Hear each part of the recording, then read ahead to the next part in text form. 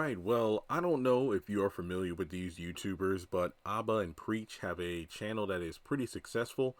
I actually remember watching them starting around late 2017, early 2018. It's funny because a lot of the big YouTube channels, I really started to follow them not long after I had quit my call center job to do YouTube full time myself. And, I remember when these guys had, a few 100,000 subscribers, but I think that during the pandemic, their channel truly blew up. And if I'm not mistaken, they're over 2 million subscribers at this point.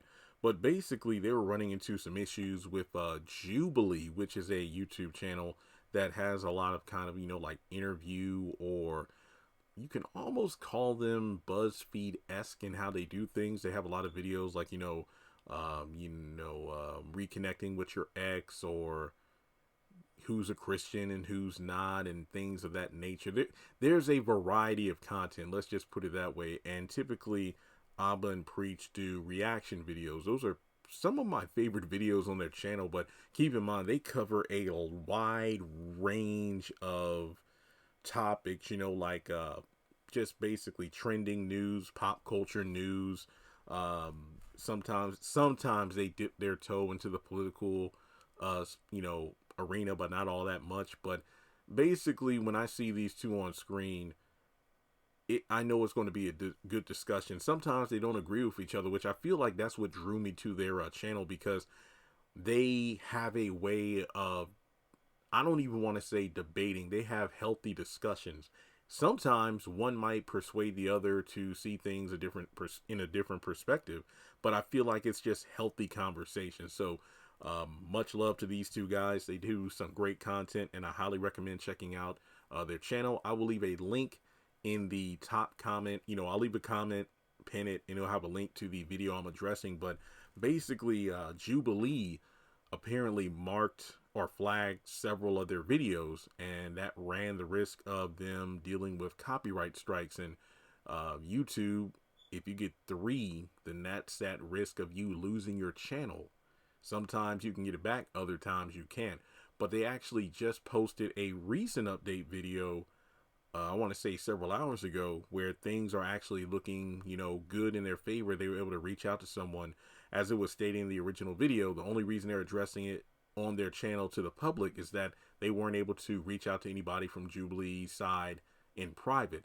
And thankfully, someone did reach out to them, and they're trying to work things out. I believe, the strikes and whatnot are gone, but it's just a prime example of how the YouTube algorithm, or more specifically, the copyright system, is really jacked up, because they were getting flagged for videos they posted like 4 or 5 years ago. And the game is like changing. 1 minute, everything is cool, but then the next minute your channel could be gone in the blink of an eye, because let's say a company has a new CEO, or they decide to change the rules on fair use policy and whatnot, in terms of what they allow to be monetized and what to be restricted.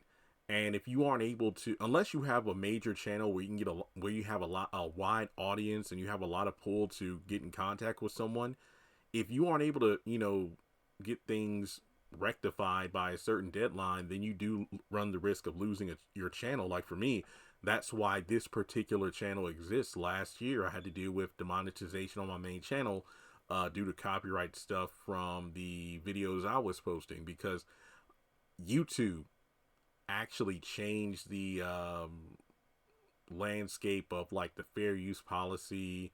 And this was, ironically enough, right around the time they started implementing AI tools, because there were like 3 different reasons why I had to deal with the monetization, but one of them surprised me, because they felt like, oh, you're posting so much content, you must be a bot. And it's like, no, I mean, if you actually look at my content, then you'll hear my voice. Not to mention, I do live streams on my main channel, so you'll be able to see and hear that my voice matches up, and it's not, me using AI. I'm a real person. But it's funny, because not long after I got demonetized, that's when they started really promoting the AI stuff. But in any case, I was able to bounce back about a month or 2 later, and this channel, I'm still trying to keep it going. But basically, one thing I found is that my main channel it was the month that I got the most views. I think it was like 4.1 million views in 1 month.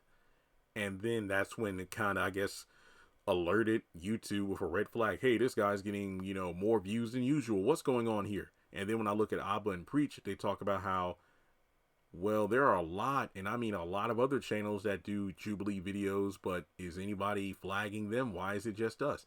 One thing I've learned about YouTube, I feel like everybody has that. If you're a content creator and you have a sizable audience, I feel like at one point, there's always going to be that one point in time everybody's going to have to deal with where their channel is either flooded with copyright claims or you get demonetized. And then you're on the verge of losing your channel, but then you have to bounce back. I feel like everybody has to go through that at one point on YouTube during their career, which is wild. But I think the copyright, system truly needs to be updated because things can just go completely out of your control. Like one day, your content is well within the guidelines of the rules, whether it be fair use or whatever you want to call it.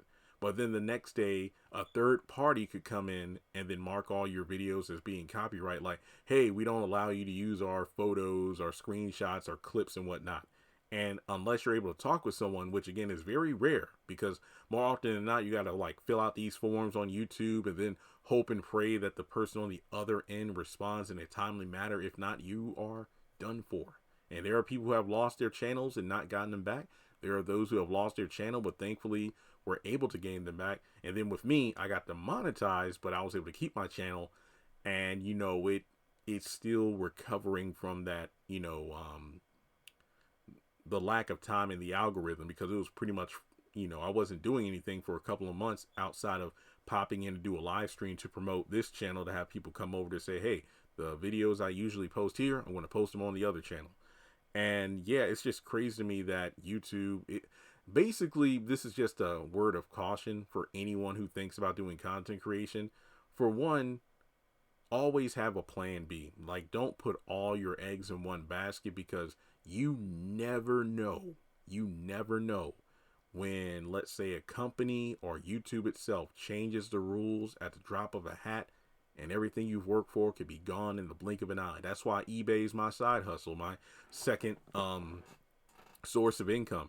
That's why I was determined to keep this channel active, because, even though my main channel is back to making great money, it's pretty much a situation where it's like, yeah, I'm never going to rely on just one YouTube channel. So even though I'm not as active on this one as my main one, I still post videos every now and then. That way the channel itself stays in the algorithm. Like just recently, the whole situation with the watcher content I posted really revitalized the channel. Subscriber numbers are up, views are up, revenue is up, which is great.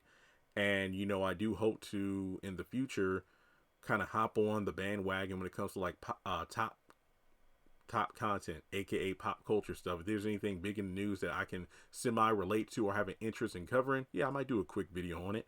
But when it comes to Abba and Preach, it's like, yeah, a channel that big, it's almost like the bigger you get as a content creator, the greater the target on your back when it comes to like, somebody trying to copyright strike you or report you. It's just ridiculous. But yeah, thankfully things are able to work in their favor, but it's just one of those things where you never know where the next strike is going to, you never know what direction the next kind of strike is going to come from. So yeah, YouTube definitely needs to get it together. But let me know your thoughts on the topic in the comment section below. Like and subscribe, and I'll catch you in the next one.